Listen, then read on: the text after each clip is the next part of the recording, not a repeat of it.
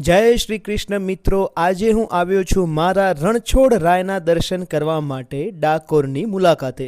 મિત્રો, આ ગલીઓમાં ફરતા ફરતા મને ગાવાનું મન થાય કે વૃંદાવનની કુંજ ગલીમાં બોલે ઝીણા મોર, રાધાજીની નથણીનો શામળિયો છે ચોર, નાગર નંદજીના લાલ, રાસ રમંતા મારી નથણી ખોવાણી। કૃષ્ણ કનૈયા લાલ કી જય। મિત્રો, કરી લો આપણા રણછોડ રાયના દર્શન। જય શ્રી કૃષ્ણ। મિત્રો, આજે રવિવાર છે માટે તમે જુઓ અહીંયા ડાકોરના કૃષ્ણ ભગવાનના રણછોડ રાયના મંદિરમાં કેટલી બધી સંખ્યામાં ભક્તો ઉમટી પડેલા છે। બહુ જ ભીડ હતી મિત્રો, છતાં પણ આપણને દર્શન થઈ ગયા છે।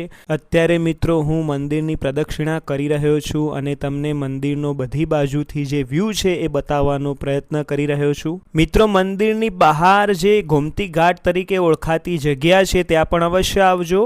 અહીંયા પણ હું તમને લઈને આવ્યો છું। જુઓ, ચારે તરફનો નજારો હું તમને હાલ બતાવી રહ્યો છું। મિત્રો, થોડીક સ્વચ્છતા બાબતે બેદરકારી અહીંયા દાખવવામાં આવી છે।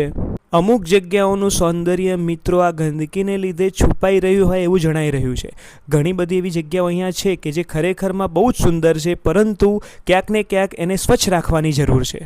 થોડીક જવાબદારી આપણી પણ બને છે। મિત્રો, ફ્રીમાં તમારું વાહન પાર્ક કરવા માટે તમે આ જગ્યાનો ઉપયોગ કરી શકો છો। તમારી ગાડી અહીંયા આરામથી મૂકી શકો છો।